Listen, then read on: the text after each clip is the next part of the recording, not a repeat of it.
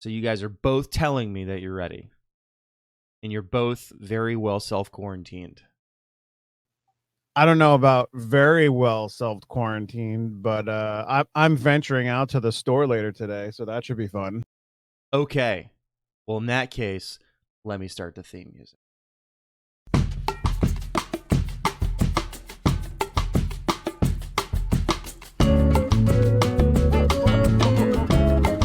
Good evening, good morning, good afternoon. Whenever you're listening to this, welcome to the internet's most sophisticated wrestling podcast, discussing the weekly aspects of it all, right here on The Bald Monkeys Wrestling Podcast.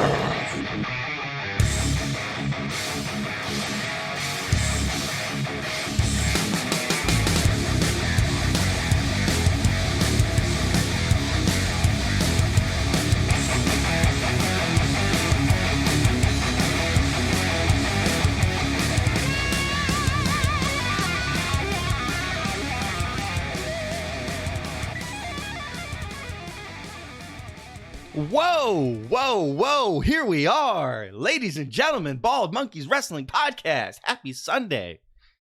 Everybody's self-quarantining here in the Bald Monkeys Podcast.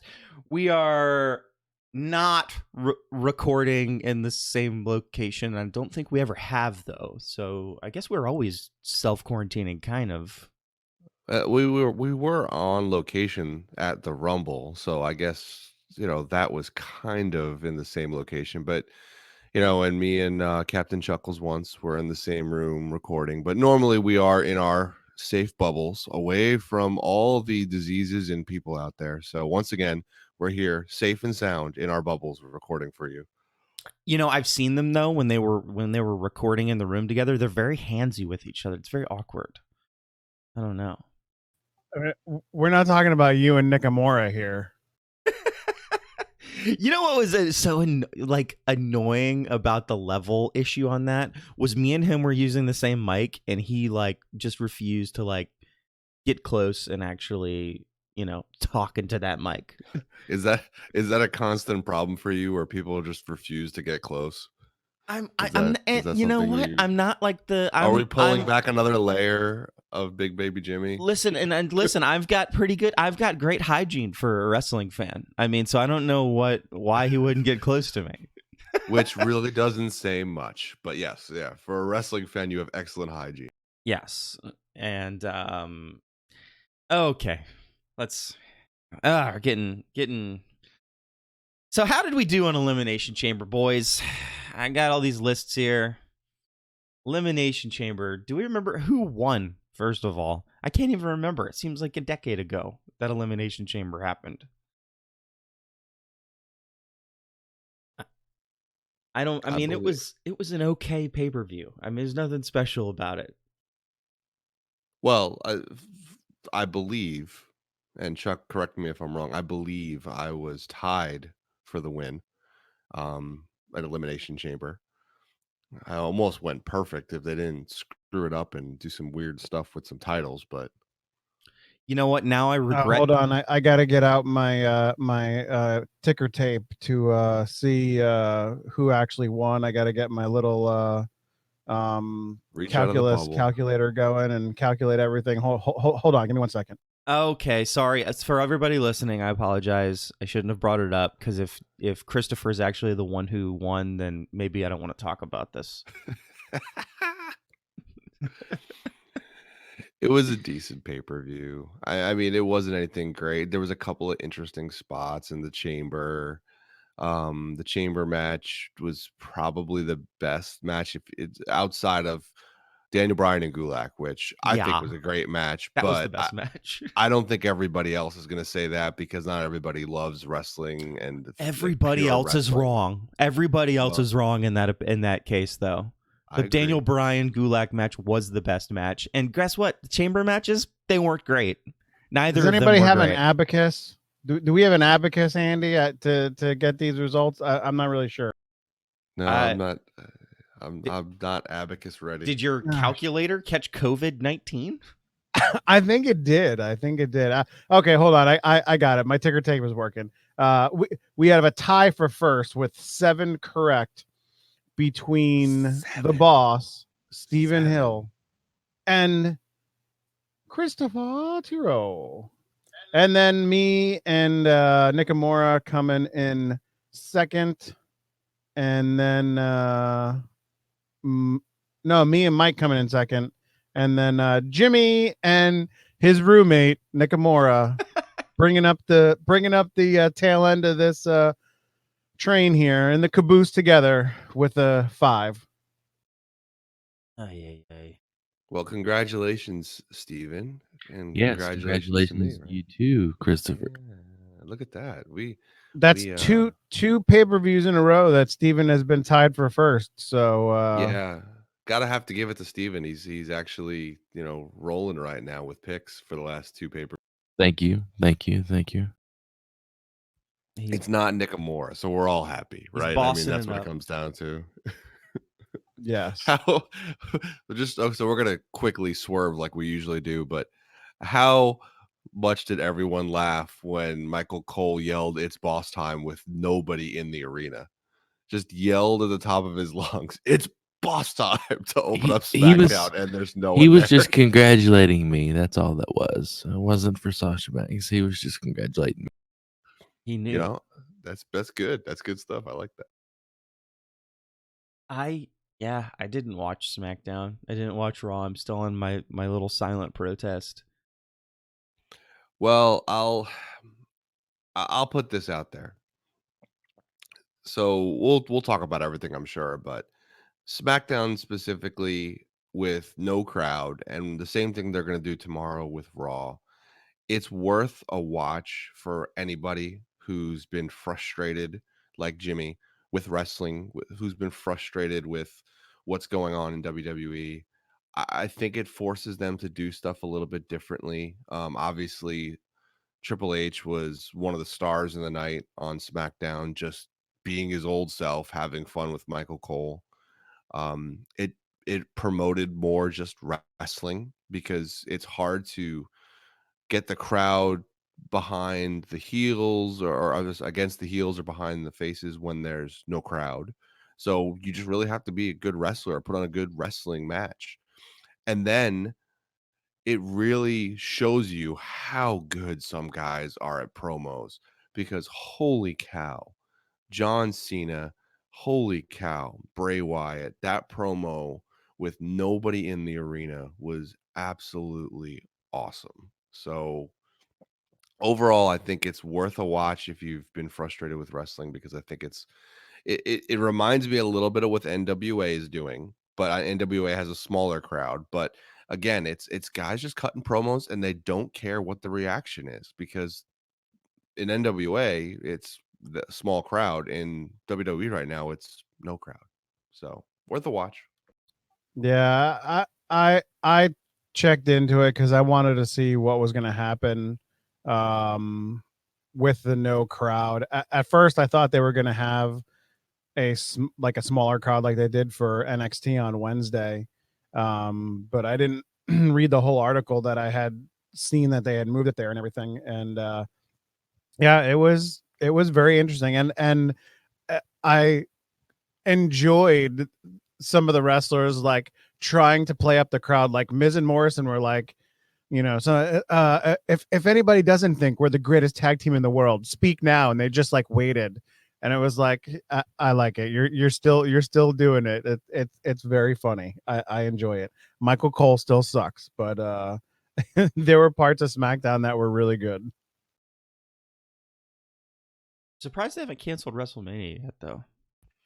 Or not canceled, but postponed it, pushed it off. I don't expect them to cancel it at all. They're going to do it in the Performance Center. It's a game of chicken right now. So the city of Tampa wants WWE to do it themselves. And WWE wants Tampa to force their hand. And basically no one's budging right now, but I think it's going to happen this week. With everything else going on and every city closing down venues and getting rid of, governors saying you can't gather a crowd or whatever, or assemble a crowd. It's going to happen this week. And postponement's probably the easiest thing to do. Just push it back a week or two because most of this stuff is really just for March, and WrestleMania is the beginning of April. So we'll see something probably Monday or Tuesday of this week, I would say. See, Nah, yeah, go ahead, Chuck. Go ahead. You're sir. I was just gonna say they're gonna wait and see what all the other, like, what the professional sports do, and if the NBA and the NHL and Major League Soccer and all these other places come in and say at the end of March, yeah, we're postponing till blah blah blah, it's gonna have a ripple effect on everything else, just like just like the NBA did when they did it, and it's not going to be it's not going to be a postponed WrestleMania for 2 weeks thing. I honestly think their best bet is to just keep rolling how they are now with no crowds, and literally just be like, okay, it's a shitty year, there's shitty circumstances, we just got to do it like this. Yeah, I no, agree with that. I think the whole thing's being a little blown out of proportion with the weather. I'm not the weather, but the virus and all that kind of jazz. A little. Yeah, I know how you feel on it too, Chuck. I've been following everything you've been saying. I've enjoyed that. But he's everything been is blowing it up.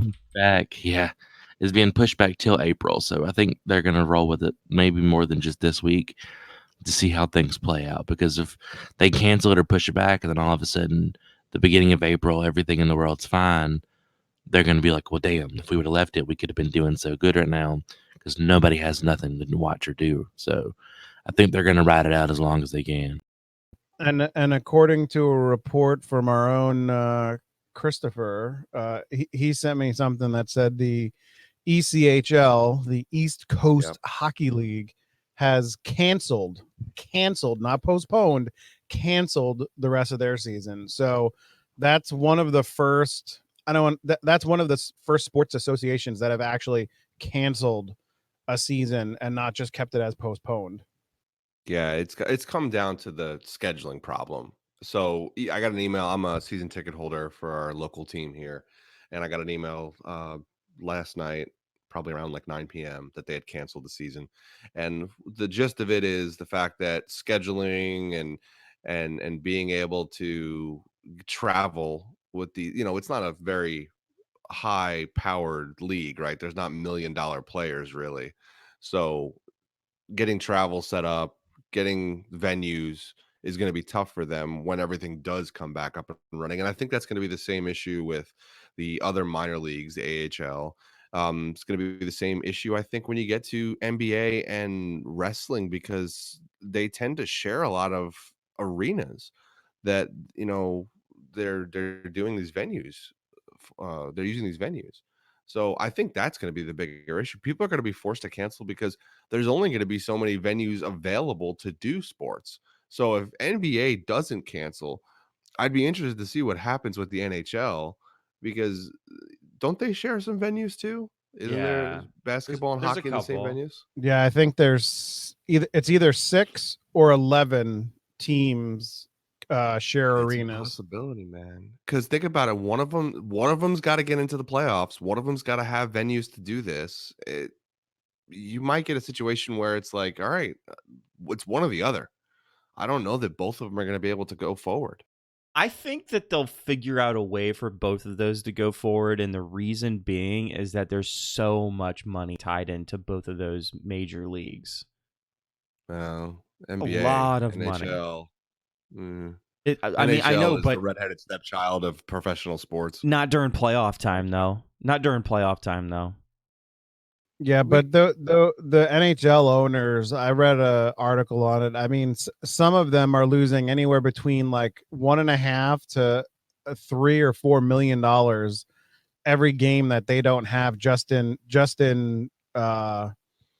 extra revenue, not just from ticket Hot sales and dog and stuff. popcorn So sales, man. Yeah, yeah, seriously. exactly. I mean, they're gonna want to do something if the actual NHL Board of Governors says, yeah, we can go.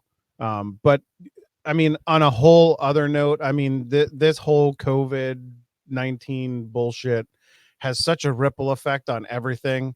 I mean, I feel bad for the workers in these arenas that need this paycheck of their 3 hours here and there a couple of days a week to get by, to pay their bills.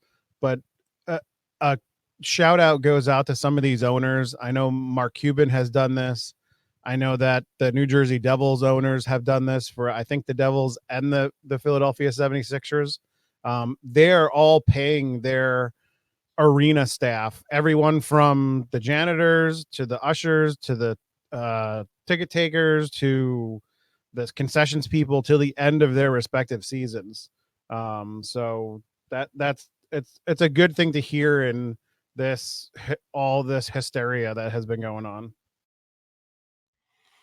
Yeah, it's people are doing the right thing, which is good. But the interesting thing and we'll swing it back to wrestling here, is we haven't heard anything about any wrestlers being tested or coming down with the virus, and I'm wondering at what point that comes up, or at what point that becomes a big factor. Because think about how much the wrestlers travel. I mean, they were just overseas in the Middle East doing a pay-per-view. I mean, they're constantly traveling. So is there a situation where we find out that one of the wrestlers comes down with the virus, and does that shut everything down? I feel like that's something they would broadcast right away, though. They've been, when it comes to anybody doing drugs or injuries, they're typically right there with it. And with this being as big as it is, I feel like they would start announcing right away if somebody tested positive. Actually, we've now figured out who the Exalted One is. He's the new masked wrestler called COVID-19. Wow. He's unstoppable. It's true. Wow. Oh, man. Let's talk about wrestling. The little bit that we saw this week. What was your take on the wrestling you did watch this week, Jimmy? What stood out to you? Well, specifically, I want to talk about Ciampa and Gargano, and the segment with Ciampa and Gargano, because I felt like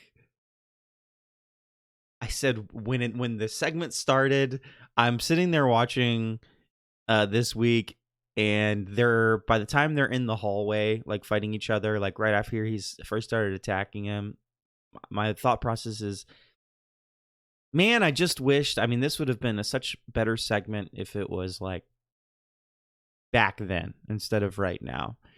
And quite frankly, I think the segment won me over by the end of it, and I totally forgot, and maybe I'm just going to eat my words, because by the time they had destroyed the whole performance center, I was like, man, actually, maybe I'm interested to watch this match again.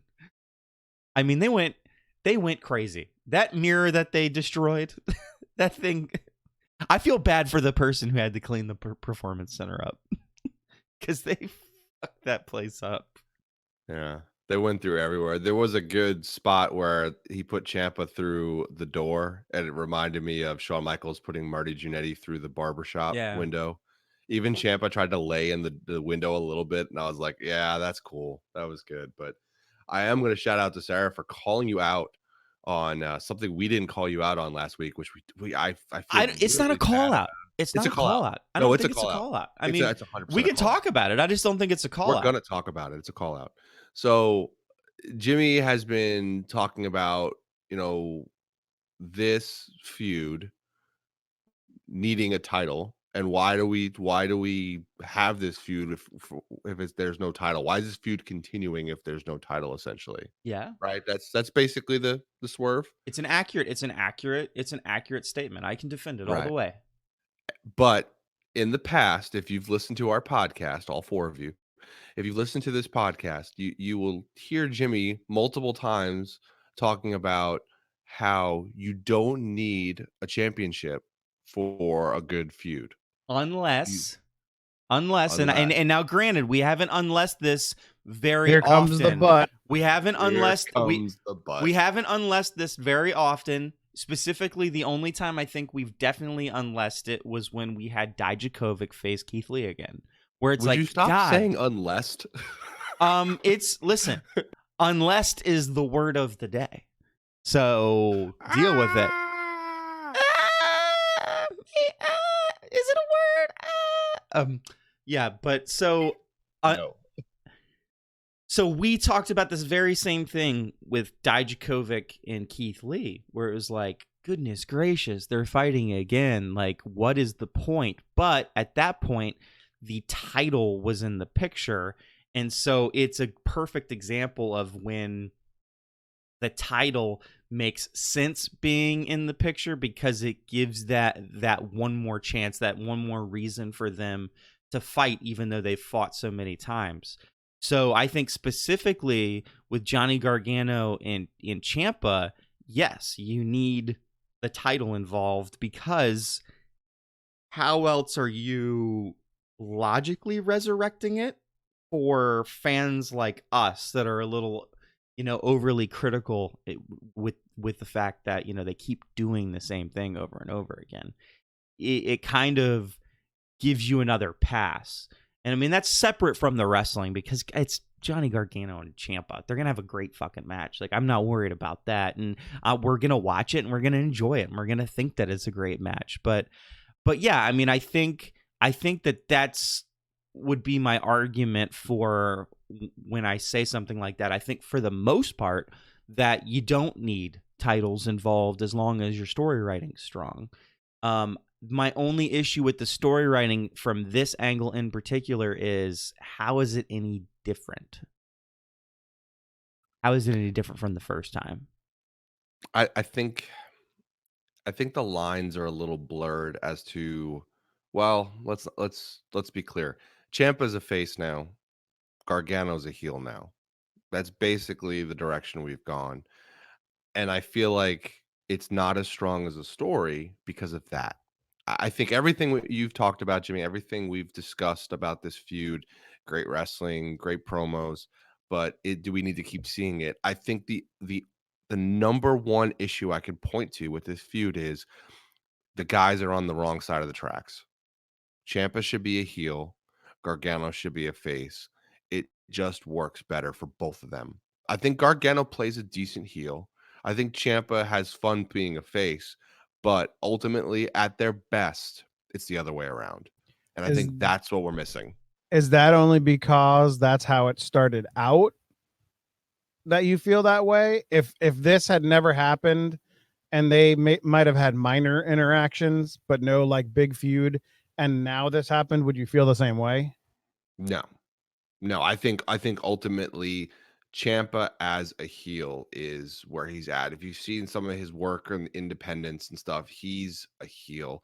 And Johnny Gargano, I mean, he's a face, man. He's a crowd favorite. People want to chant Johnny Wrestling. People want to see that goofy smile, whether he's winning or whether he just took a huge bump. That's their characters, and that's what they fit really well into. I'm not saying they have to only be those characters, but if you're going to do a storybook ending kind of feud with these two, they need to be sitting where they're supposed to be sitting. And at the end, you can do whatever. But I just think it's more powerful as Ciampa being that horrid heel that he can be, and Gargano being that amazing babyface that he's really good at. But to Jimmy's point, it'll be a good match. It'll be a great match. Yeah. And to Chris's point, thank you, Sarah, for calling me out. And I know that they liked it, because any chance that they have to look at me and say, yeah, screw Big Baby Jimmy, call him out for his BS, they jump all over that. So, and hey, would you get off Twitter? Would you get off Twitter right now? Get on Twitter. Everyone should get on Twitter. There's a bit of a poll out there. Is unlessed a word? Poll's out there. So go ahead and jump on. And there's a word. There's one vote for yes, at least, because I voted for it. I voted for it. It is a word. I actually just looked it up. It was its origin comes from mid 16th century English. It is a word. It is a conjunction. Did you look that up in Wikipedia? No, I actually looked it up on lexicon.com. I don't believe it then. If it's not on Wikipedia, it's not true. I only trust Wikipedia when it comes to wrestling cards. It's true because it was spoken on the greatest podcast of all time, the Bald Monkeys Wrestling Podcast. It is a word. If we don't get more than 4 votes, I'm going to be We sad. have 4 because it's votes. gonna We be have the 4 fourth- votes right now. Oh, I didn't vote yet. So yes, we did it. We have at least one person out there Oh my listening gosh, or at least following. Are literally the worst. I wish I could vote. However, because of the coronavirus, I have taken a hiatus off of Facebook and Twitter. You don't want to. I can't take it anymore. You got to quarantine yourself. You can't catch anything if you're not on it, right? This is true. Exactly. He's in the bubble and he doesn't have the arms that come out of the bubble, so he can't use a keyboard. Chuckles the bubble boy. Okay, God, we're off topic. Hey, how about this one? How about this one? I thought this was good, and this is something that you have been historically critical on. I thought that the Britt Baker Big Swole segment on AEW was pretty good. All right, but let's be honest. Why was it good? It was good because they wrote up a couple really good disses for each other. It was fun. good because Big Swole had a good line in it, right? Agreed. I don't know that Britt Baker had much in it. And if you Well- watch Shivani, I don't know if Shivani. I don't know. I have to go back and watch it a couple more times. But I watched it once or twice. Somebody called it out on Twitter. Does Shivani say, "Hey, kayfabe," in the middle of that promo when they're going back and forth? Somebody go back and watch it, after the podcast or whatever, and we'll revisit it. But is Shivani actually getting better? I think that's the bigger point right now. No. I don't know. I think so. I mean, I think he's getting better. He's been thrown into it so long. How can he not get a little bit better? Like, I feel like Lawler is the one that I'm frustrated with more lately. And, Lawler? And yeah, Jerry Lawler. Oh, so we just moving promotions. I'm talking announcers in general. So if I'm okay. ranking announcers as most annoying announcers, it was definitely Shivani, Lawler, and Jim Ross there for a while. Like those 3, we just were done with. I thought Cole was permanently at number 1. Yes, that's why we don't discuss Cole. He's just Okay. there. All right. Yes. So, but Shivani and Jim Ross has been a little quieter. I think that's why it's okay with Jim Ross. But Shivani is improving. I got to give it to him because I'm a big critic of him. But Lawler's gotten nowhere. I'm interested in what Shivani's like. Are they helping him? Are they giving him lines? Is he doing this on his own? Even his Twitter game is getting better. Like it's odd to me. Like maybe he was just out of the game so long and then he figured out how to be good again. But I don't know that I ever liked Shivani, to be honest. I don't know. Ultimately, I think Big Swole is number 1 in that segment. Shivani's number 2 in that segment, and Britt Baker's a distant 3. I would agree. Britt Baker was still kind of like. I just can't wait. There's no rhythm. I can't wait no for the rhythm. day for her to do something, and he comes on and he goes, you know what? I can't wait for it either. Got to give her some love. I can't wait. I'm going to give her and the segment some love. And I mean, all of them some love. I think they all deserve a little bit of love because I thought it was a great segment. Now, yes, right. the key point of the whole segment was definitely Big Swole holding that ring up and saying, "I'm married, baby."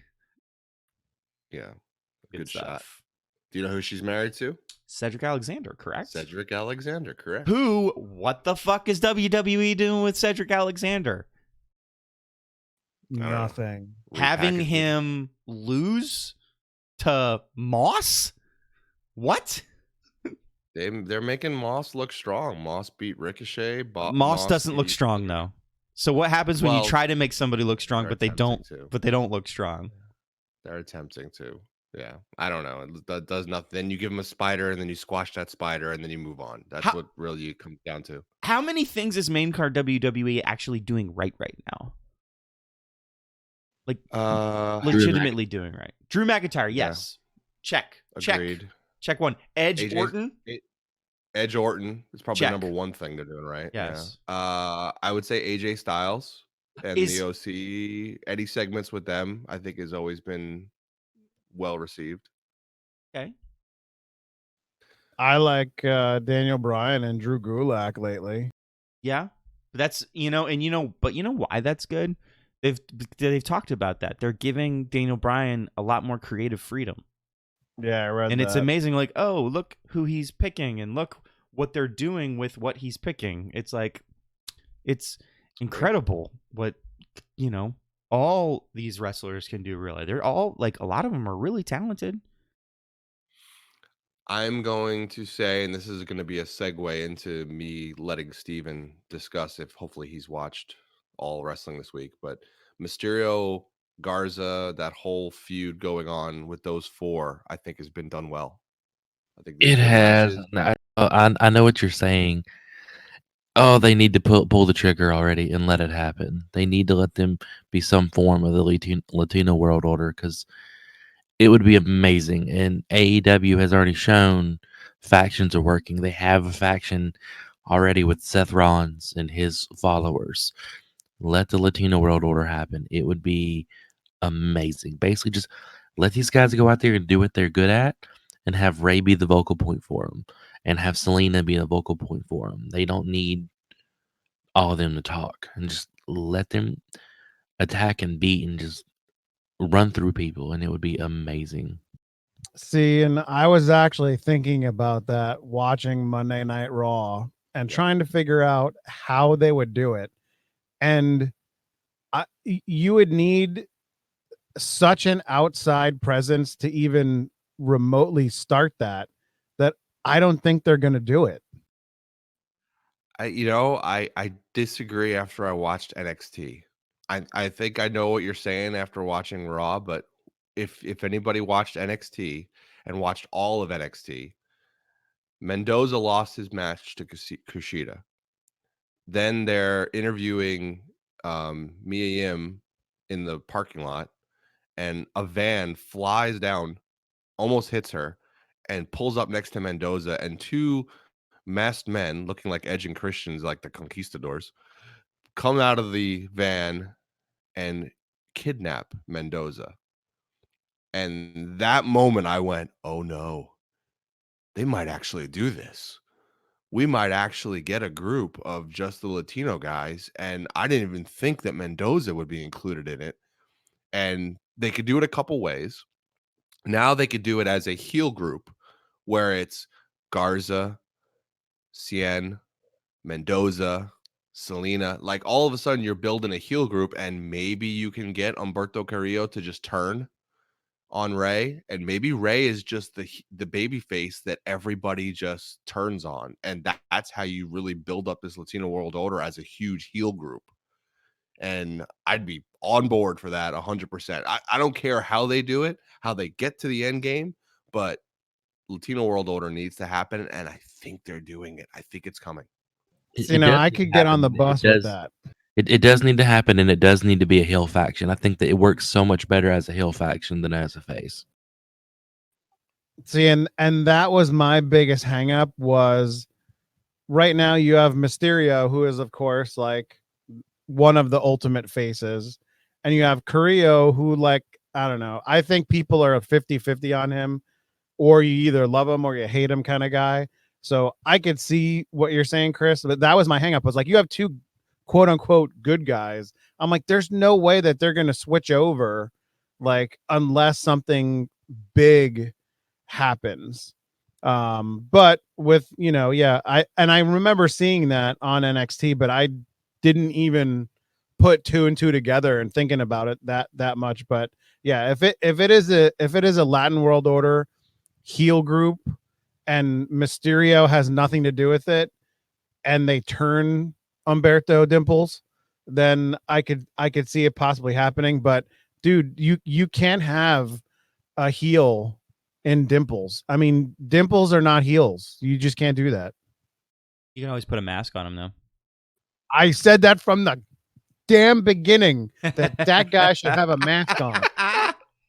Damn. So does LWO, like new LWO, does that span one show, two shows, or three shows? All shows. All shows. All shows. Think about the group. Think about all the people if they're doing it the way they should do it.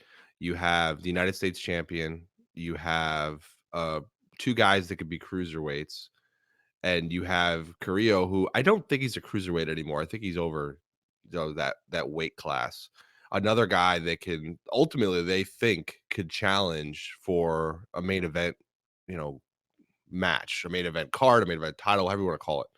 So you kind of have it layered in there where they could be on every show, and they're showing that they kidnap Mendoza. I'm making assumptions here, but now they're building a group that could go beat up Ray and get that big push as a heel group because Ray will give it to him. I mean, as Chuck said, Ray is a huge face, right? So Yeah. people are going to love these guys as heels over Ray. And then they just move on to the next show, and maybe they go after the cruiserweight title. I mean, this is a faction that could easily take just about every mid-card title away from everybody. It's the main card title that's a little bit of the issue right now. But almost there.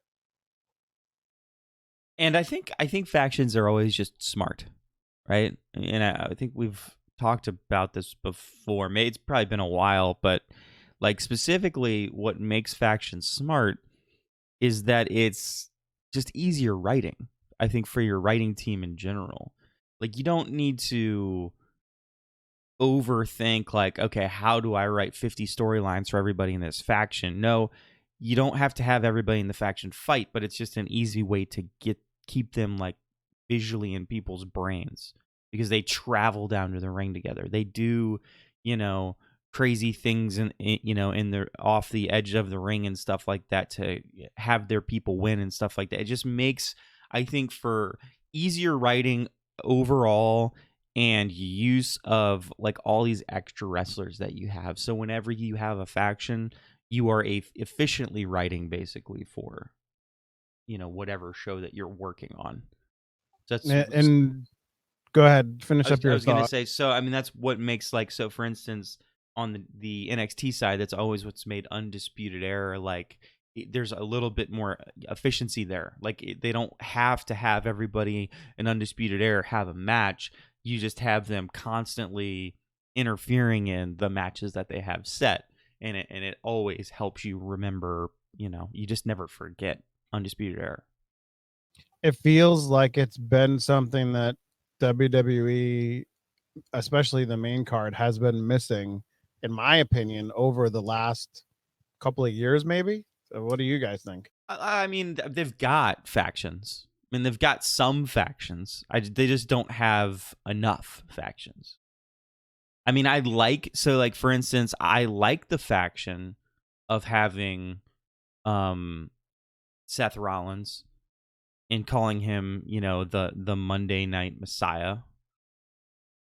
And I've looked on my notes. I wrote it down as Midnight Messiah. I don't know why I wrote that down. Weird. Yeah, and I was like, oh, did they give him a name? And then I went, that's not a good name.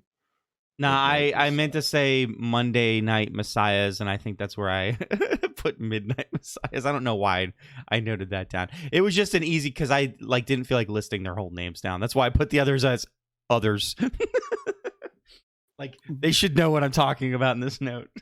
But before them, and excluding Undisputed Era, who has really been like a faction that has, gone through a full storyline?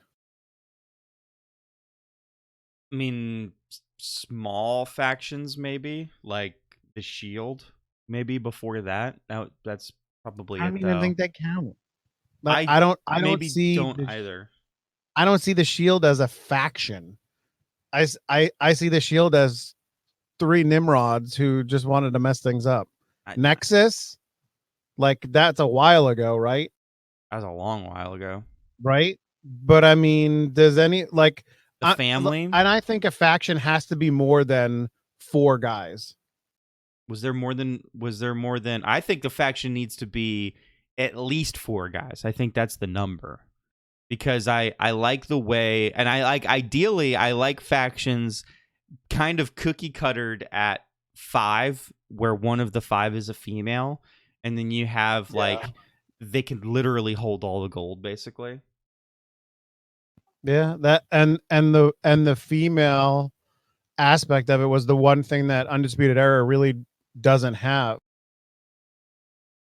But they are still a fantastic faction. I don't think what they've done with the NXT Women's Championship, I don't think what they've done with it allows for a faction to be involved in that title. I think they've done well promoting that title, and I just think a faction or somebody coming from a faction would take away from it. So I I would like to see a group like that, a big group like that, but I just think it's not the right timing for how well they've been able to promote that main title. Just my thought. But what about our groups in AEW? Because we definitely have some groups in AEW forming, a lot of them. So you Well, have there's a lot of Jurassic smaller ones Express. though. Yeah, I mean that's only 3 Yeah, a people. lot of Best friends, three, lots of threes. Lots of threes. lots of threes. Death Try. It's almost like they're building towards a another tag title, right? Like like triple tag title like they used to do in Lucha Underground. Yeah. And I think they do that maybe in AAA. It'd be interesting. I think they do it in Ring of Honor too, didn't they? Or maybe for a while there. But it'd be interesting because you have Jurassic Express, you have MJF and the Butcher and the Blade kind of teaming up a bunch now. You have, I'm just reading through the listing of this week's wrestling, but that's basically what it is, right? Death Triangles here now. So all those people are, grouping together in groups of threes, and it might be a good time to introduce a title like that. But overall, and this is, I think this has been a big change for all of us over the last few weeks. AEW is really just came to play. Like they have done an excellent job recently of promoting their shows, promoting their wrestlers, giving us good matches, giving us good segments, minus Britt Baker. I think it's ultimately been probably the strongest wrestling show going right now. Yeah, I would agree. Have I know that they've moved their next 2 shows down to somewhere in Jacksonville, I think. Daly's place in Jacksonville. It's the Cons have spent a good bit of money helping build that area, so that's like home base for them. Gotcha. Now, have they come out and said anything about an audience or no audience? No audience on Wednesday. Okay, so everyone's going no audience. No audience, but their no audience is more based on the city of Jacksonville basically being like, we are not allowing any groups to gather, and that basically forced their hand. So unfortunately, it's going to be limited. So this is what AEW could do differently, which would be interesting. They could, for all intents and purposes, they could bring family and friends into the mix at the AEW show. Like NXT did nobody.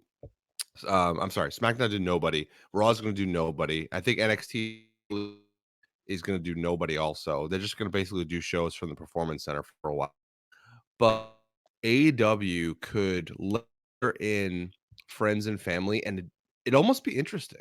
It'd almost be interesting to have just like a small independent crowd of like 12 people, 20 people even. These small crowds that independent wrestling still gets to this day could be an interesting, different thing to show on a wrestling show. Yeah, it'll definitely be interesting to see how they take it, come Wednesday and everything. So They have to put on shows. Like I fear for I know they have a decent backing and everything, but they can't cancel. They have to follow suit, do shows. Oh no, I didn't think that they would cancel. I was just wondering like what they would do. Like would they, like if they said the maximum allowed people in an area was 500, would they have 500 people come to the show? Or if it was 100, would they have 100 people come to the show kind of thing. But how do you pick those people? Well, I don't know. I mean, have like a lottery on their website or something. I don't even know.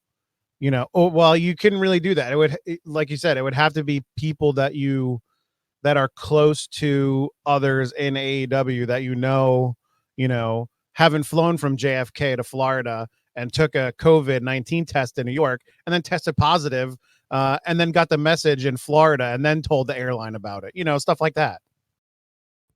Chuck is very angry about JetBlue. Still, I Seriously, man? am just annoyed at the gross overreaction of this whole entire thing. And if this virus doesn't take down humanity, then I'm just going to call it just a farce. It's a farce. Oh, the virus. Where's So, Will Smith when you need him to start pushing for a cure to the disease? And don't worry. What movie Cannon was is it? on Like Pandemic or something, I think, is a movie. It was like the number one movie on like Netflix last week.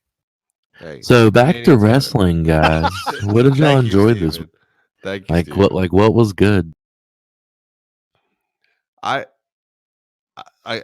like I said, I mentioned it when we kind of started. I enjoy the no crowd SmackDown. Like that was just cool.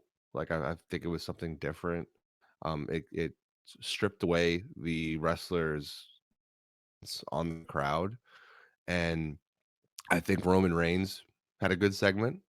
I think Miz and Morrison had a okay segment. People might say it was bad, but I think that's Miz and Morrison's like shtick. Like they're not supposed to be like clean. They're supposed to be more like antagonizing.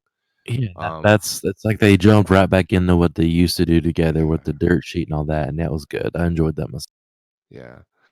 I thought wrestling, Daniel Bryan and Cesaro, obviously love both of those guys, so that was good. Going back to the opening with Banks and Bailey with Bliss and Carl, I actually liked that. I liked a lot of the chatter. I think Bailey is really coming to her own in this heel character. I liked Asuka dancing on the ramp. Dude, drunk is the best. Like, I wish they could almost just make that a character. Like, just all of a sudden show that maybe she has like a drinking problem and just like go right into, oh, that's why yelling like obscenities and dancing around. Like, she's awesome. She deserves so much more than just a tag title and losing to Becky Lynch. Like, it's a shame. But I agree. Yeah. What do you think they're gonna do differently on? So that was SmackDown. What are they gonna be able to do on Raw? Like, I feel like Raw doesn't have the promo guys as much as SmackDown does, and I'm interested to see what's gonna happen when there's no crowd on Raw. Well, let's look at that. I mean, there's Seth Rollins can do a good promo. Kevin Owens, he'll be out there to do a promo after what happened last week. Joe might be back. I mean, they have people that can do it. It's just how are they going to build the whole 3-hour show around a handful of people? Well, okay, so let me do one issue with SmackDown is the cop out of re-showing the Elimination Chamber tag match. I get why they did it. I'm disappointed that that's how they filled a bunch of time. Yeah, I texted you. Well, about that. that was the whole travel thing. Nobody could get there. Having Raw being on Monday, they get more people have more time to try to get there. So we shouldn't have that kind of an issue. It really did throw me off. I had to go and do some stuff, and then I came back after being gone for like 20 minutes, and I was like, whoa, this isn't Friday Night SmackDown. It took me a minute to see what was going on. Like you said, I get having to do it, but I feel like they could have did something a lot better. I don't know. It was, like you said, it's a cop-out. I didn't enjoy that part of it, but I don't think going forward we're going to have that because they have the know-abouts now that this is where we're going to be at. You have time to get here. Make it happen. Yeah, but it's still. I mean, it's 3 hours, like you said. I mean, that's a lot of time to fill. And I don't know what they. Well, what else? What was one of the Raw matches in Elimination Chamber? Because is there a chance that they do the same exact thing on Raw and just reshow a match? Yeah. As I talk through The that, you know women's what they're gonna yeah. do? The women's They're chamber gonna match. yeah, that's exactly what they're gonna do. I would put money on it right now that we're gonna have to rewatch Shayna Baszler just running through everybody. They I better hope not. edit that match because that match was a little bit painful to watch when it A was little bit. I mean the only issue was Timing was a little bit they off. needed to cut down the timing. It's almost like, oh well, we're going to release somebody from one of these chambers every 5 minutes, and then they were like, you know what, we're going to stick by that. We're going to have Shayna Baszler destroy this person, but then we're going to actually sit there for 5 minutes and wait. It's like it was ugh.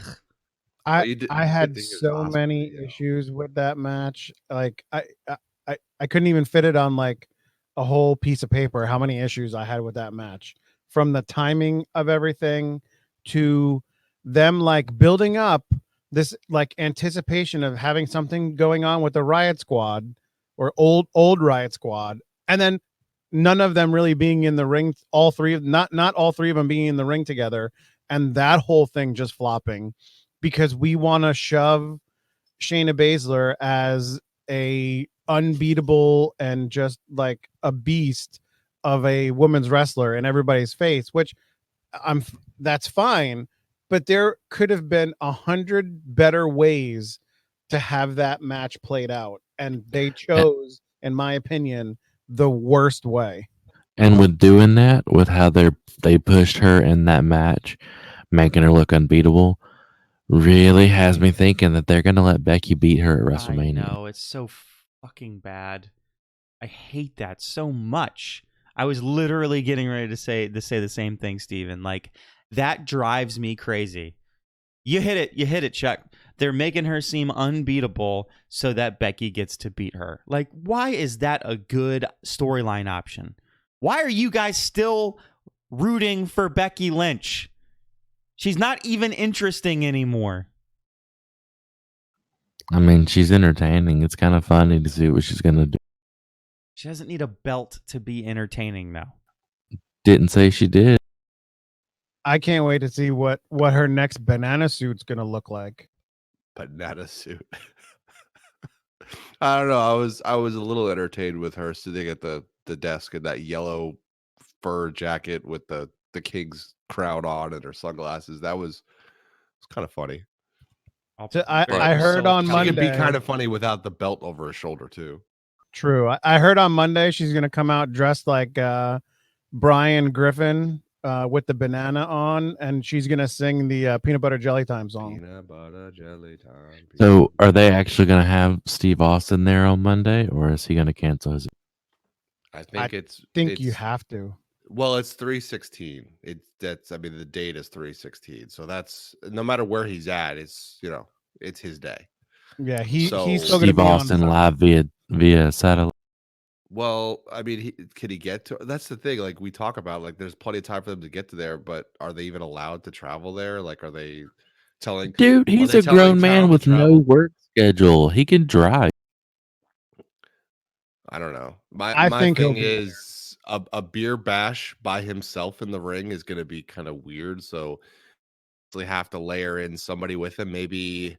Well, you know what? There it is. We said KO will probably have a cut a promo because he got beat up. So you probably end up with KO and Steve Austin beating up Seth Rollins and the people. guys. Rizar is hurt again. Did you see that? Yeah, they're looking for somebody to replace him in the group. or something. But there you go, right there. You have Seth Rollins getting stunned by both of them, and then they pour beer over his face in the middle of the ring, and they drink together. But who's going to throw Steve Austin the beer? Nobody's in the crowd. Triple H. They got the camera guys there. It'd be classic if Triple H is throwing beers. If Triple H has a cooler next to him at the announce desk and just starts going, I came prepared, and start throwing beers at Steve Austin. I could see that. That would actually be a funny spot too. So yeah, I'll give you that. A little bit of this is like throwing it back to like old school, like DX days or old school, just having fun attitude days. Like no crowd actually gives them a little bit more freedom to just be goofy. And you know what? It might work, it might not work. They won't even know. They don't even know because no one's there to laugh or not laugh. They're just making themselves laugh. And I think that's the most entertaining thing about wrestlers in general is watching them not be a character, but be themselves and just have fun.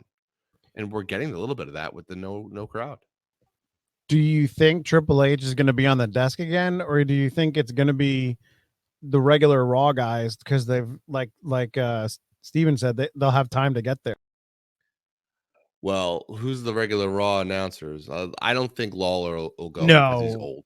No, I think yeah. Lawler won't go because he's elderly and he's had a lot of health issues and he's probably just should stay home. I But believe they're phasing out Renee Young, so she won't be. well, I would say Saxton's going to be there, and I Yeah. think he's going to be awesome on the desk, and he's going to have all the freedom in the world to be himself, and I think he's going to be incredible. I think he's going to be the highlight of the show Monday. I think they So should you get think like it would- McAfee or somebody to come in. I was going to say, do you think it's going to be Saxton and Triple H? Saxton can't hold his own. Why wouldn't you have No, Tom no. Phillips there? Why would? Yeah, Phillips why, has got to be there. yeah. I would Phillips think it is would be fine. Saxton and Phillips. But that depends if they both made it. Like there's this. I groan, but it's not. There's like, a chance it could be Cole and Triple H again. Oh God, no! Kill me! But that might be them. That might be them playing it safe though. And that could be them playing it safe because, I mean, Cole doesn't care he doesn't care if he gets humiliated, and Triple H just wants to have fun. It worked good for SmackDown. It could work just fine for Raw.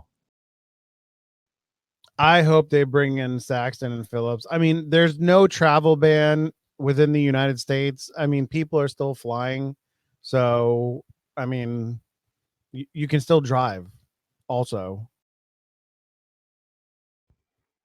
I mean, if they need a ride, I can, give them a ride if that's what they need. Yeah. Just go pick them up. Especially if it's I want to see Saxton on tomorrow night. I hope he's there. He can shine. I mean, where was Raw last week? Wasn't it in DC? I believe so. It was supposed to be in Pittsburgh. That's all I remember for this week. I don't remember what it was last week. So if they were in DC, I'll pick those two guys up. I'll drive them down to you, and then you can drive them down the rest of the way to Orlando. Teamwork makes the dream work.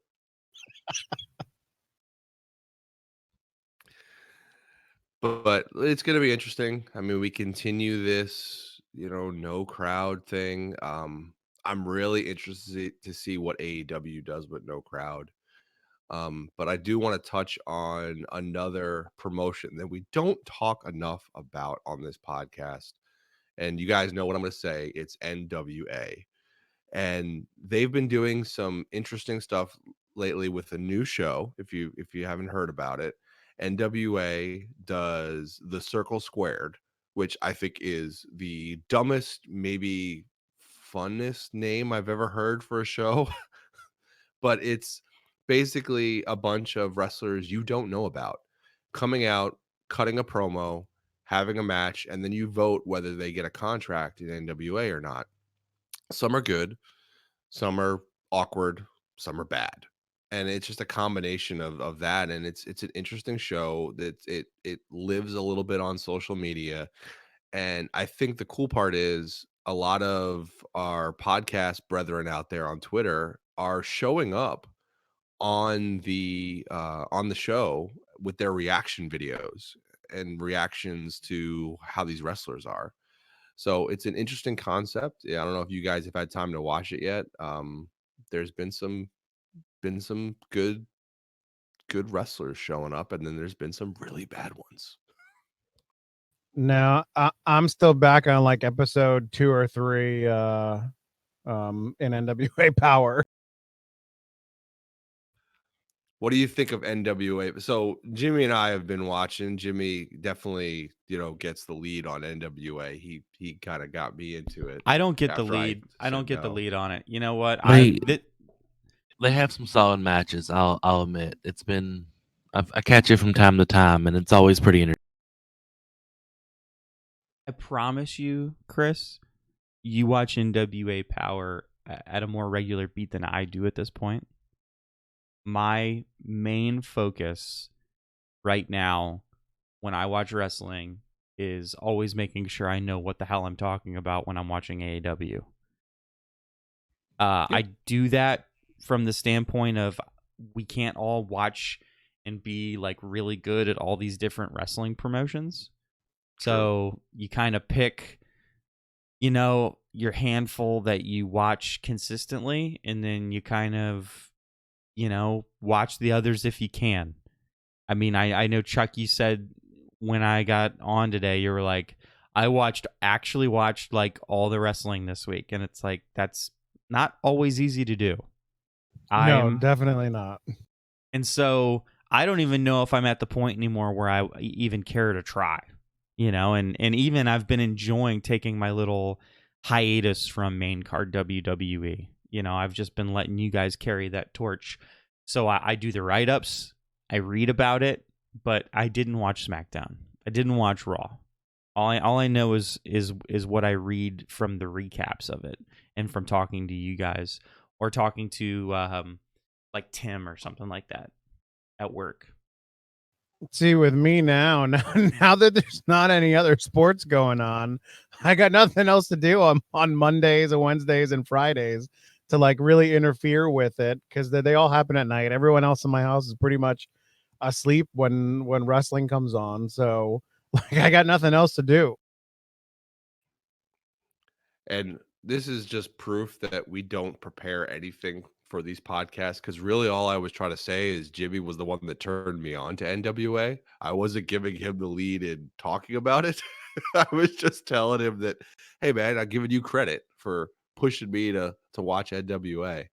But yeah, that too, that there's too much wrestling right now, which is the greatest thing I think any of us could say. There is too much wrestling to watch and to keep up with, which is perfect right now if you're quarantined in a house and don't have anything you're allowed to do. But I think where you were trying to go with this was, Chuck, what's your take on NWA Power? Excellent question, Chuck. What would be your answer to that? And my take was, after the first like 2.5, almost 3 episodes that I've watched, it definitely has that nostalgic feel of like the old, probably more Southern like wrestling. I have the word municipalities in my head, but that's not the right word. The old Southern wrestling areas where they did it in these smaller venues. Territories. Thank you. Where they did it in these smaller venues, and like the camera work wasn't that great, and you might have only had like one fixed camera, and like the announcers are like over the top with stuff. You can hear every bump that everybody takes. The commercials, oh my Lord, the commercials on NWA Power are literally just worth watching outside of just even watching the wrestling. But the actual wrestling aspect of it so far, for, I don't know, I would say 75% of the matches, in my opinion, is slow, clunky, and painful to watch at times. But there are like some matches that I've been like, oh man, that was actually like a really good wrestling match. But the thing that kills me the most is that camera angle that's like literally dead on to like the height of the ring, and you have the ropes in your way the entire time.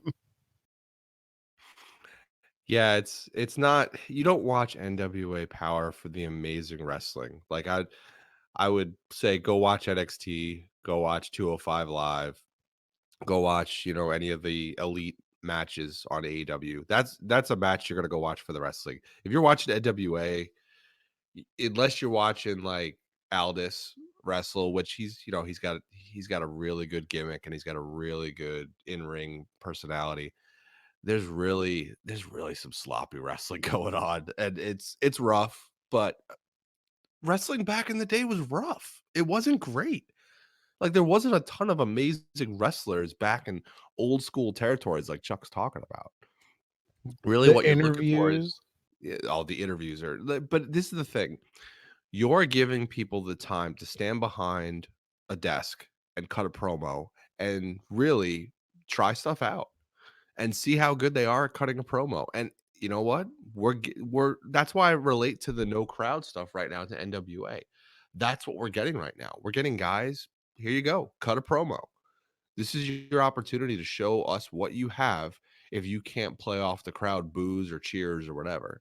And even the crowd in NWA it's good and it's bad. I don't know if you've noticed this yet, Chuck, but the crowd is very vocal at NWA. You can Yes. hear a lot of what they're yelling, and there's a lot of interaction with the wrestlers. Yes, And that's it good has and that bad house show sometimes. feel. Yeah. Yeah, it is. It is definitely good. It is definitely good sometimes, and it is definitely bad sometimes. It definitely has that house show feel to it. I mean, out of the episodes that I've watched so far, I've enjoyed it. I just have to continue to watch more to get kind of caught up to. I don't even know episode like 20 something that they're up to now. And there's one guy on that show that I think really still has an amazing career ahead of him somewhere, and it's just not an NWA. I don't think don't get me wrong. I don't think NWA is ever going to be what AEW is, what WWE is, what NXT is. But there's a guy, Eli Drake. I think he's incredible. I think he's great on the mic. I think he's a good wrestler. I think he knows how to play to the crowd. He knows how to play to other wrestlers' strengths. I wish we could see him in another promotion. I wish we could see him in AEW. I wish we could see him in NXT. I think he's got so much potential.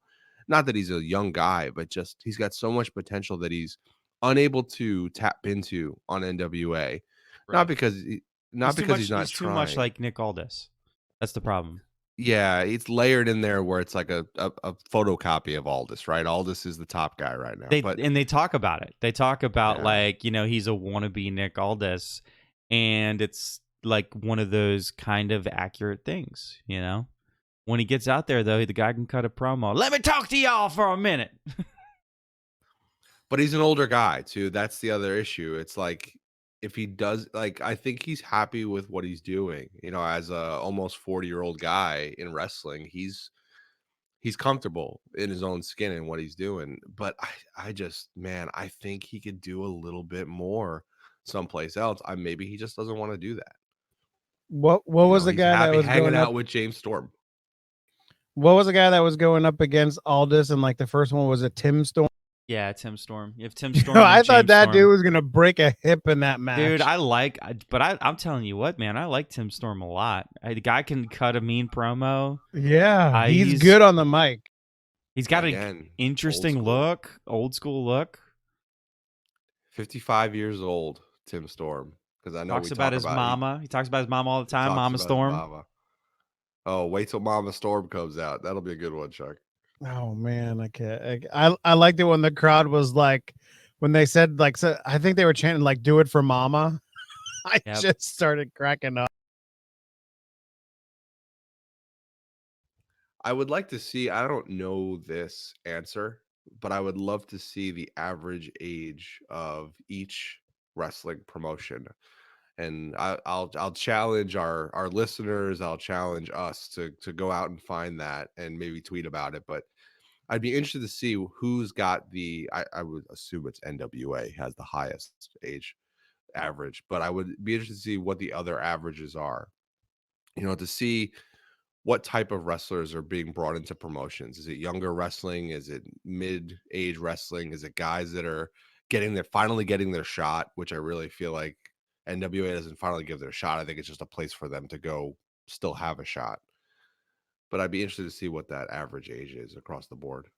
Are you talking about like, I'm thinking about WWE. Are you talking about just regular, like kind of every week characters, or are you throwing in the legends that show up like once a month kind of I'm thing. Like I'm talking about the regular roster, regular because every the week other roster guys. yeah, I'm not gonna count NWO showing up. I'm not gonna count Goldberg showing up. These part timers that just show up every once in a while. If you've been put in the Hall of Fame, or if you're in the Legends area of the roster, like the WWE has a roster itself, that roster that they show on their website. I And mean, then just thinking about it off the top of my head, I mean, I would have to say that NWA would be the oldest. Raw and SmackDown are probably the second oldest. NXT would be the second youngest, and I think AEW would be the youngest out of like what I watch. you think AEW be younger than NXT? No. I think they're closer than you think, but I think that AEW Yeah. is probably. Well, I mean, your only X factors on AEW really is Chris Jericho and Dustin Rhodes, though. That's the only thing adding a lot of age to them, right? Yeah, because I mean, then you have guys like Guevara who are young, Darby Allin who's young. I mean, the Young Bucks are 30 and 35. I mean, they're not terribly old. They're not terribly young either. They should be called the mid-age Bucks. I mean, they're still young though compared to like old fogey Chris, though. Seriously, dude. Like, Damn, that's messed up. yeah. Like, it's Kenny Omega, 36. Considering I'm the oldest one on the podcast. Oh, well, I mean, then they're all younger than you guys, right? Yeah. He's full of jokes. Full of jokes. Really bad ones, too. They're not old. They're not younger than me, though. Guevara's got to be younger than you. I'm sure he is. Definitely skinnier than me. Well. More hair, too. Well. Yeah. There's that. So, Jimmy, we've kind of talked about the WWE a lot today, which I know you have held true to your word that I you're. have held true to my word. I'm going to continue going for a couple more weeks. So I want to make sure you have some time on the floor to talk about what you have watched, just because I'm sure you have a lot of thought around AEW and what's going on. You know, I actually think I've got more thoughts about NXT.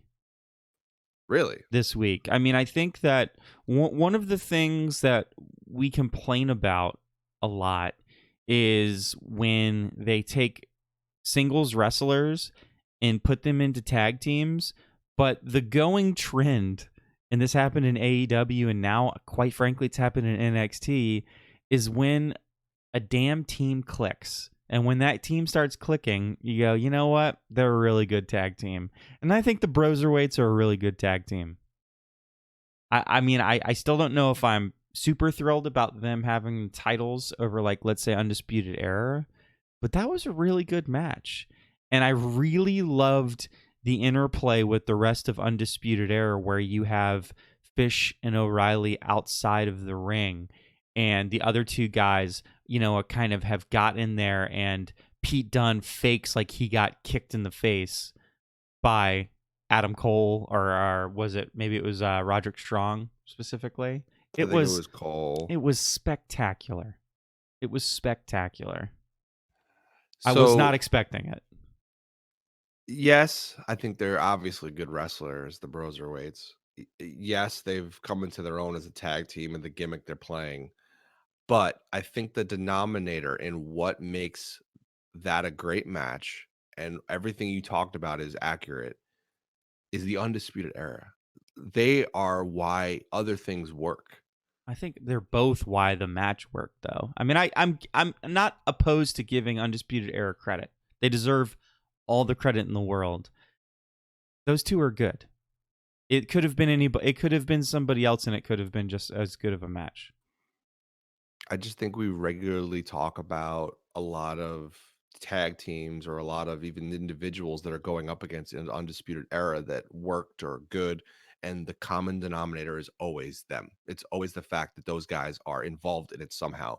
They play it really well when they're outside the ring as interference. They play it really well when they're in the ring having great matches. They are always in the conversation when it comes to that was a great match. Sure. And I like the idea. I also like the idea with Undisputed Era that Adam Cole's not given, he's like, screw you, Velveteen Dream. Who says you're getting a match? You don't deserve a match. I enjoy it's like, because you look forward to what are the shenanigans that are going to cause Adam Cole to change his mind. Because it's got to be something, right?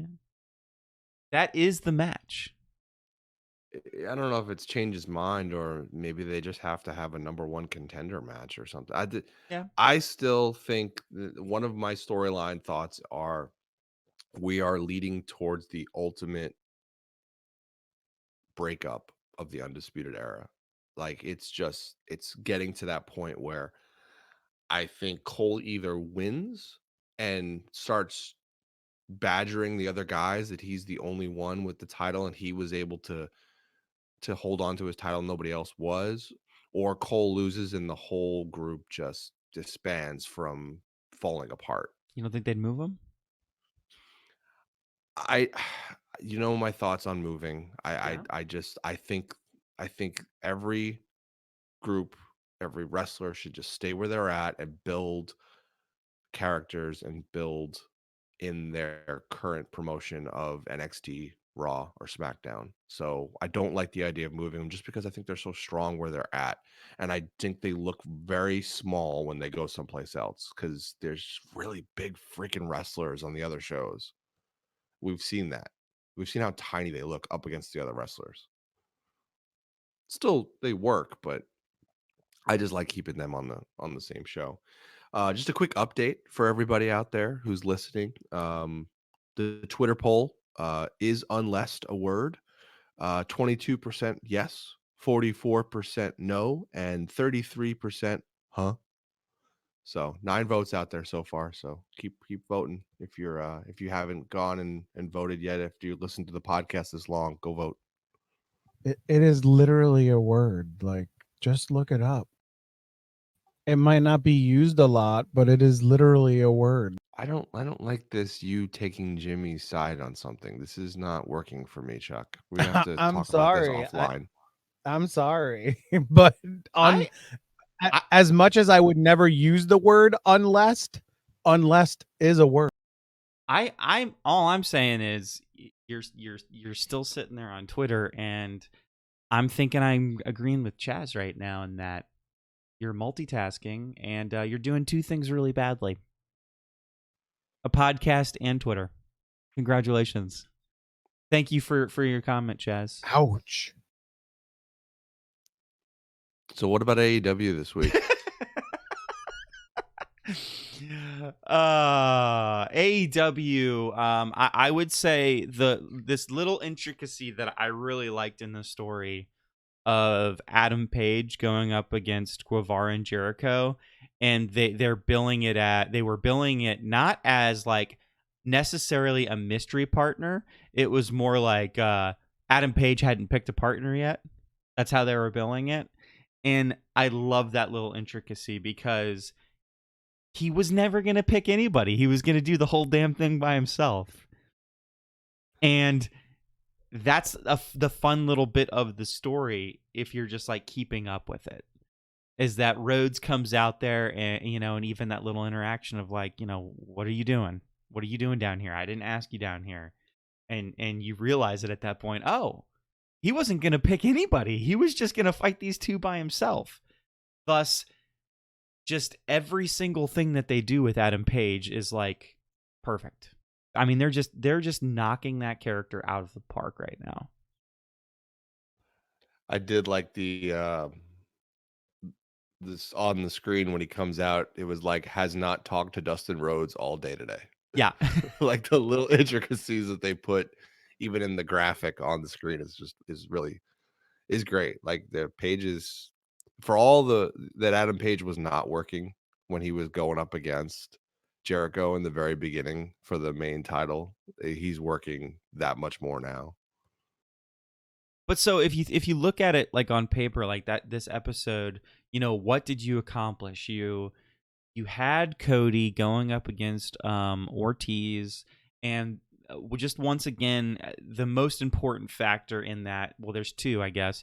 One is to, on the side, kind of have Lance Archer walk out, so you're introducing somebody new. Maybe not the most climactic reveal ever, but that's, I don't know that AEW's ever been really great at introducing characters, quite frankly.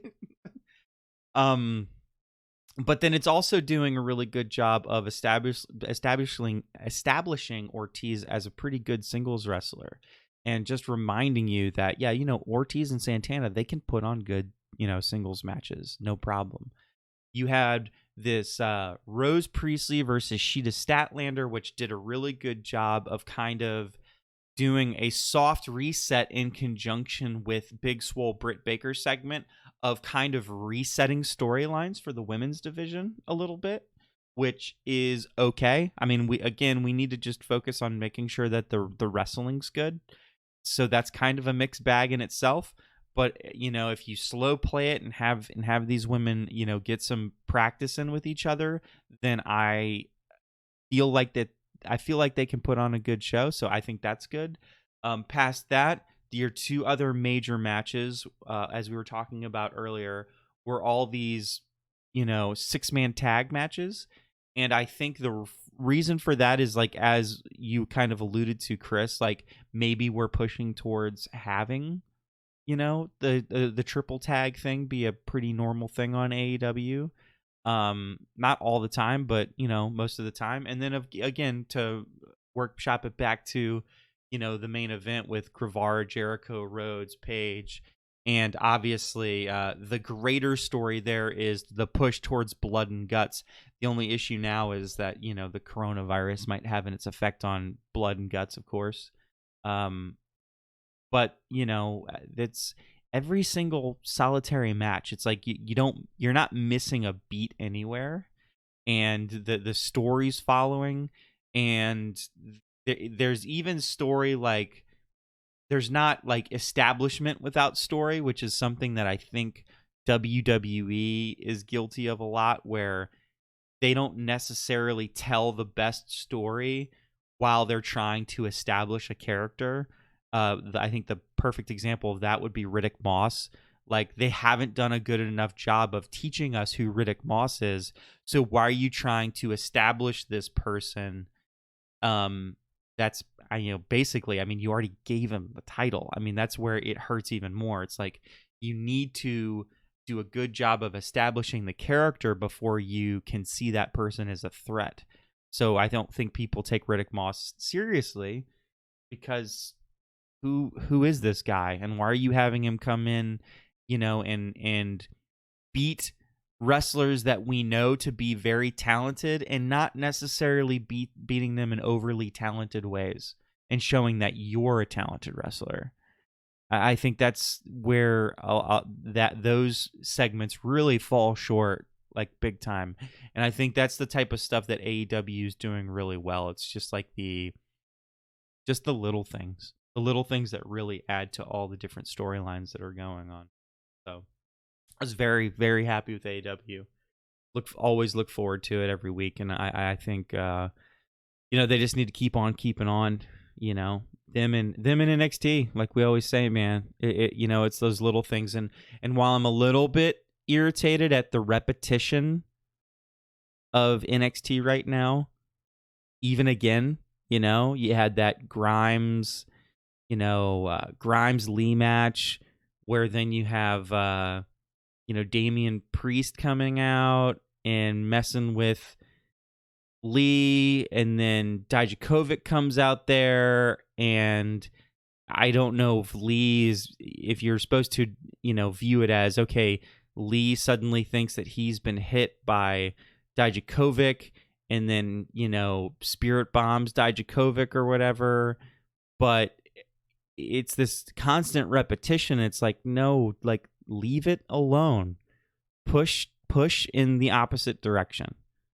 Like, what are we doing? What does that ending part of that match, that Keith Lee Dijakovic like interaction, what are you doing? What is the end game of that? I don't have an answer for that. It's just like that one. I mean, apart from like, I think that Johnny Gargano and Ciampa, at the very least, has enough of a gap in it, and maybe still one match coming to it that, again, I'm giving it a pass. But God, we've had those other two guys fight so many times, and I just, it's almost like, well, let's let Keith Lee and Grimes have a fight, and halfway during the fight, while we're backstage watching it, like, man, this just isn't feeling good to me. Let's have Dijakovic go out there and we'll just improvise something. Like, I get. I honestly, I think we're destined to not see either one of them with the North American title. I think they're gonna pull the title off of Lee, and they're probably gonna put it on Priest. I mean, that seems to be the direction it's going. He's like the third man that's gonna benefit from the other two turning on each other, which is weird because it's like it's a storyline that they could have done months ago Yeah. that they're doing now. Yeah, and because they're doing it now, it's not. It does. I don't know. It doesn't feel right to me. The crowd still loves it. The crowd chants "Fight Forever" for those two guys all the time, but for the crowd that's ever chanted to anybody "Fight Forever," that's never a good idea. Never a good idea to fight forever, for anybody to fight forever. Anybody. I don't care how great the matches are. So jumping back to AEW, and we've seen some new people show up. Obviously Jake the Snake and showing up in the crowd is an interesting way to introduce somebody while there's another story going on. But we still don't know who the Exalted One is, and apparently we're going to find out this week. If anybody's been following Free the Delete for Matt Hardy, he's been buried, not in the storyline. That's something different. But he's been buried and now he's been reborn. And if you're following his Twitter, he's talking about it. And is it him? Is that the most obvious thing? And is he the Exalted One, or is he again just trolling us? And is it going to be somebody that we aren't thinking about at all? And if it is it going to fall flat? Well, I think that he's also made a couple of tweets that make you think that it wouldn't be so unsurprising to see him show up on NWA Power. And I honestly think he is the Exalted One, and on top of that, he's going to go to AEW Power. He's going to do both. I think they're going to let him do both, and he's going to do both. Well, they basically spelled his name out on a tweet, right? Yeah. So if it isn't him, that was a troll, right, on AEW's part, but they better have somebody else in their back pocket if it isn't him. Like, I like your idea of letting it be him and letting him do both, but there's still Brody Lee, right? I don't know, and I don't think that Brody Lee is a letdown of a Swerve. I almost feel like Brody Lee factors into the Blood and Guts match, factors into a surprise replacement for somebody who can't make that match, because they're doing these lead ups to that match where it's everybody's getting their butt kicked, going to, the injury, like, wasn't one of the Jacksons is like in the hospital now and on just, he's out indefinitely. Do you bring Brody Lee in as the extra guy on Team Elite, and he somehow factor into that Blood and Guts match, whether it be being on their side originally and then turning on somebody, whether it be, him in the inner circle. So the inner circle loses somebody leading up into the blood and guts match, but then it's Brody Lee as the extra entrant. Like, could you factor him in there somewhere? Because that fits his character, that fits his wrestling style a little bit more than just being the Exalted One, which is just a guy standing there leading a group. Like, I almost feel like you need Brody Lee as a wrestler. Like, if he's going to come in, he needs to come in a spot where he's just being a hardcore wrestler. Maybe it's David Arquette. And is that a letdown if it is? I think I'm okay with. He's been working hard, right? Be. David Arquette's been working hard to get back into the wrestling industry. Actually, I'm telling you, whoever the Exalted One is, I am not gonna complain about, as long as it's not like Rhodes' wife, Brandy. Like, as long as it's not her, because that would just go back to the whole other gimmick that didn't work. So as long as it's somebody interesting, somebody that they could just be like, okay, I'll go with it. Let's see what it happens with. I almost don't want it to be Matt Hardy. Like, I want it to be somebody else. I think the greatest pop that they could possibly get at this point would be that they're trolling that it's Matt Hardy. Swerve on one episode of AEW. Not only do we show that the leader of the Exalted One is in fact Marty Scurll, but that they have purchased Ring of Honor, and now Ring of Honor is going to set up one of their second shows. That's a lot way out there. Yeah, there's a lot of layers to that, but I think that is the absolute biggest pop that they can possibly get at this point. Save, I don't know, weird fanboys thinking CM Punk, but I don't know that I'd get that excited about CM Punk. What if it's a complete swerve and it's like one of the best friends? Or I'm sorry, not one of the best friends. Orange Cassidy. Best friends. If it's Orange Cassidy. What if it's Orange Cassidy was the first thing I thought of, but they're actually feuding with SCU right now, right? Yeah, I would actually pop real hard if it was Orange Cassidy. That'd be hilarious. But if it's got to be somebody involved in SCU, and would it just go back to being Christopher Daniels again? Like, what if it just was Christopher Daniels? Nah, it feels like a cop out. I don't think that's any good. I think that's a very, very disappointing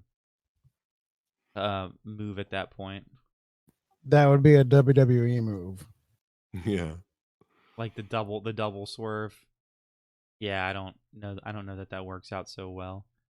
But what if it was like Dawson or somebody like that? Somebody that we think is bound to go over there. He's got a little bit more time. But yeah, that'd be interesting. They're close. I know he's really close. Yeah. So the revival is done, unfortunately. And I hate that because they're such a good tag team, and it's really going to swing. They're going to be a good tag team on AEW, man. Yeah, I think so. I think they'll be really good. They're going to probably have to change their names, which is fine. They don't need their names to be good wrestlers. They don't need their names to cut good promos. Yeah, but you can't have a dumb name either, though. I think the rumor out there is I think Dash is going to end up using his real name. Or his real last name is Wheeler. So I think he just trademarked like Kurt Wheeler or something like that. It doesn't matter. They'll be fine. They'll find good wrestling names. We'll buy. I mean, it's not going to take much for me to be okay with what their names are going to be. Now, what their gimmicks are going to be, they need to just basically carbon copy it into AEW because that gimmick works beautifully in AEW. Hot take name choice right now, Chuck. What are we naming? What are we going to name the Revival when they come to AEW? Go. Oh, my Lord. Anything. Just name something. Quick. Go. Bobby and Brian. Chris, go. Dude, there's no thought. Go. I know. It doesn't need to be thought to it. Ace and Gary. Ace. I'm going to go with the Shockmasters. All right. We're good to go. Yours was the worst. Well, the Shockmaster's pretty bad, so You had the it most fits. time to listen, and yours was the worst. Yep. It doesn't matter. They're gonna be great. They're gonna be Kermit and Fozzie. There you go. They're gonna be awesome. Kermit They're the gonna Frog. be FV, not revival, and they're gonna be really good. God, boys, we've been talking for over an hour and 30 minutes now. Woo! We've hit our quota. We've done a good job. We've self-quarantined for at least an hour and a half. Yes, At least. everyone is safe outside for at least an hour and a half. But after this hour and a half is over, I can't promise anything. Yeah. The bubble's getting tight. Yeah. Cut it open. Go get some takeout food, man. If the takeout food restaurants are even open. Most are. South Carolina is not too bad right now. We haven't been shut down yet. Yeah. Well, there's a lot of time between now and tomorrow. Truth. Hard truth. Well, ladies and gentlemen, actually, you know what? Hot take. You got any hot takes before we leave? Anybody want to say anything before we leave? I got one. All right, go for it. I am asking the WWE to stop. Stop trying to make Goldberg believable. Just let Roman Reigns spear him in a couple of weeks or however long it's going to be to WrestleMania and end this chaos of us trying to make Goldberg a believable champion, a believable wrestler anymore. He is past it. He is over. It doesn't work anymore. I'm tired of watching these tweets and social media posts about the fact that he's got the highest likes ever on this. And is he the most dominant universal champion ever? You need to stop. It's not working. It never worked. It didn't work last year or whatever it was 2 years ago when you had him beat Kevin Owens. It doesn't work now. Let's move on. Let's just end this chaos. One spear. Let's remove the Superman punch because it still sucks.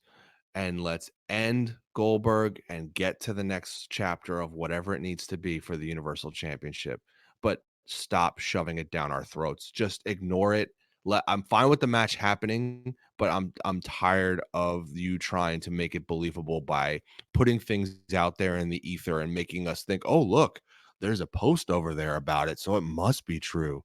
No, it's not true. He's terrible. He's awful. He's past it. End it. It's over. I would say that my hot take, apart from people are ridiculous for buying out all the toilet paper and that makes no sense to me, would be that WWE, can we, more than just backstage, occasionally use wrestlers that, yeah, I'm not sure if they're cleared yet, but we just haven't seen them in a while and would like to see them occasionally, like, and put them on the show. Like, I want people to remember that Ember Moon is a person that exists in the world. And apart from backstage, there's nothing there. And she's a very good wrestler. And I know she's probably getting pretty close to coming back. I mean, she's been out since September, I believe. I don't know if that's enough time or not, actually. May not be till the summertime that she's ready. So maybe I'm barking up the wrong tree here, but there's many things that are not exciting about the women's division right now, in my opinion. We have championships that have been on people for too long. We have full shows worth of storyline, I think, that are missing the mark. And I would specifically point to SmackDown for that. Because I just don't I look at Bayley's championship and I'm not seeing anything making that worth caring about. with Baszler and Becky, there's that offshoot that, well, maybe Baszler can actually beat Becky and we can right the ship there a little bit. With Charlotte and Rhea Ripley, the more I watch that, the more I really want Charlotte to win. And also, fans at the Performance Center during NXT, the chant "Go back to Raw" is a horrible chant. Did you not realize that when you heard yourself chanting it at the Performance Center? Like, you don't go here, pretty good chant. Go back to Raw, go back to Raw. It was awful. Shame on you, Performance Center fans. Shame on you. So there's my all over the place hot take on absolutely nothing. I don't actually think, what the hell was the theme of that? I don't even know. I lost my track of thought. Chuckles, give me a hot take on something. Save me. Save me, Chuck. Save me. I'm drowning. I got two. Okay. First one is, I don't want to see a 6-man tag championship, like a three-person tag team championship. I don't want to see it. I don't like it. I think they use, 3-on-3, 6-man tag. Like, I think they just use it too much. I don't want to see it. My second hot take, and which was actually my first hot take for the week, is WWE, can we stop, for the love of God, stop having people come in who are not wrestlers? I don't want to see Rob Gronkowski in a wrestling ring. I don't want to see Rob Gronkowski attempt to wrestle. I don't want to see Rob Gronkowski do anything. I don't even want to see him play football. I don't want people who are not in the wrestling business, who are not wrestlers, who have not been training their lives to be wrestlers in a freaking wrestling ring. I don't care if it's WWE, Ring of Honor, NWA, Lucha, my freaking backyard. I don't want to see anybody who is not actually going to train to be a wrestler be a wrestler. WWE, stop with the Cain Velasquez's. Stop with the Tyson Furies. Stop with the Rob Gronkowskis. Just stop. You have plenty.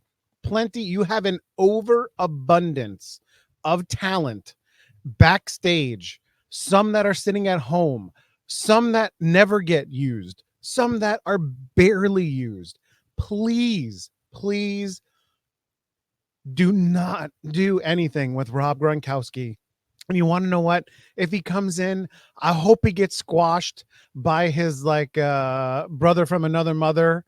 What's his name? Mojo Rawley. Yeah, Mojo Rawley. I hope he squashes him. Actually, I hope this goes back to my what's going to happen in the Oldberg Roman Reigns match. I hope they both spear each other and they just combust and we lose them both. I hope the same thing happens with Rawley and Gronkowski. Like, WWE, just stop. That's it. Well, I think one of the things that was focused on Twitter, I can't even remember who posted it, but they were talking about, Roman Reigns and Goldberg, and then when you throw Edge into the mix, there's a whole lot of spearing going on at that WrestleMania. Like, the spear is like the highlighted move of WrestleMania this year. And I don't know, maybe that'll be Gronkowski's finisher too. The spear. It's an easy finisher when you can't do anything. Yeah, he's destined for a spear. Yep. Well, that's been our time. The only aside I would say for many of those hot takes is, Chuck, there was a 3-man tag title in Lucha Underground, and it was spectacular. It was fun. I still don't like it. Okay. Well, you're entitled to your own opinions, and as long as that opinion has nothing to do with single stuff Oreos, we're good. All right. Don't even. I am going to say that it has been far too long since I've walked out into the possibly coronavirus era. So let us end this podcast, episode 50, unlessed. Thank you, everybody. We appreciate you listening. Check us out next week. Later.